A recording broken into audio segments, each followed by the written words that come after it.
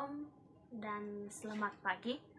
Perkenalkan, nama saya Nova Sampe Limbong dengan NIRIM 30 2019 6454. Di sini saya akan menjelaskan sedikit tentang sejarah dan kedudukan homiletika dalam ilmu teologi.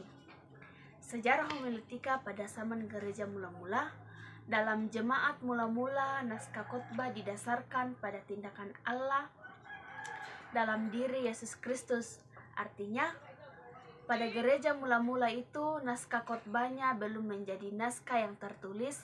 Karena itu, apa yang dilihat dan dialami para muridnya di sekitar Yesus, itulah yang mereka kabarkan.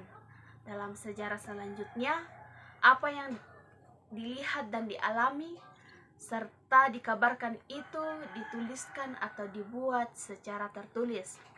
Sebelumnya, teks khotbah itu selain naskah-naskah Perjanjian Lama adalah berdasarkan tradisi lisan.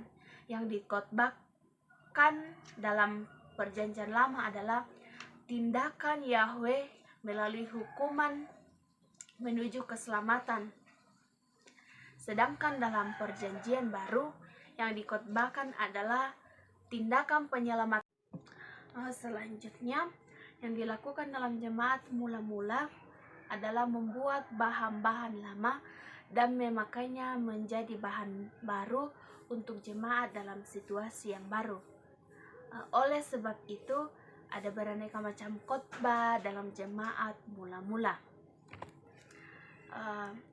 Sejarah perkembangan diakuinya homiletika sebagai cabang ilmu teologi. Perkembangan homiletika mempunyai hubungan erat dengan perkembangan gereja. Pertumbuhan gereja secara kualitas dan kuantitas sangat ditentukan oleh pelayanan di atas mimbar. Sejarah menunjukkan bahwa homiletika merefleksikan interaksi dengan masyarakat yang ada di sekitarnya. Dalam sejarah gereja sampai abad ke-5, kata homilei diterjemahkan ke dalam Alkitab bahasa Latin, yaitu Vulgata, dengan istilah sermo atau sermon adalah suatu pekerjaan menafsirkan teks Alkitab untuk dikhotbahkan. Lalu pada akhir abad ke-17, istilah homiletika telah dipakai sebagai ilmu berkhotbah. Kemudian, kedudukan homiletika dalam studi teologi. Homiletika memiliki kedudukan yang erat dalam teologi dan semua jurusannya.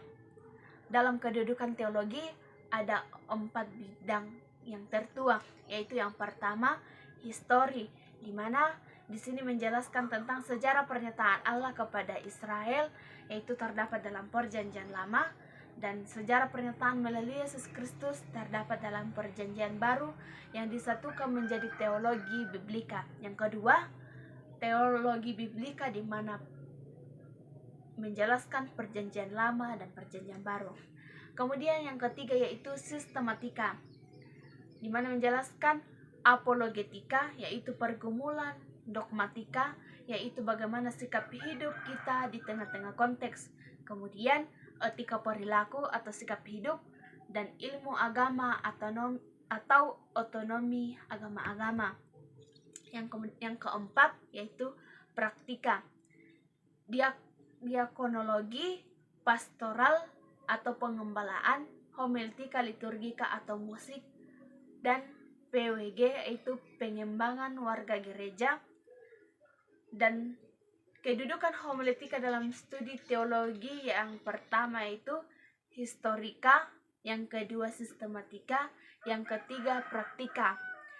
Historika terdiri dari sejarah pernyataan Allah kepada Israel, yaitu Perjanjian Lama.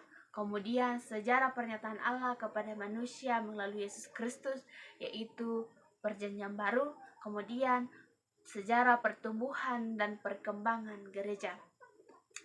Sistematika terdiri dari yang pertama apologetika, yaitu pembelaan iman Kristen. Yang kedua etika, yaitu praktik hidup Kristen. Kemudian apologetika diganti dengan dogmatika. Kemudian dogmatika ini perlu dikontekstualisasikan sehingga perlu melihat agama-agama lain. Dengan demikian dimasukkan dalam ilmu agama-agama yang kemudian diotonomikan menjadi satu bidang, yaitu agama-agama. Kemudian praktika terdiri dari yang pertama diakonologi, yaitu pelayanan sosial. Yang kedua poimenika, yaitu pengembalaan menjadi pastoral. Homiletika menjadi bidang ilmu pada abad ke-17, yaitu sesudah reformasi.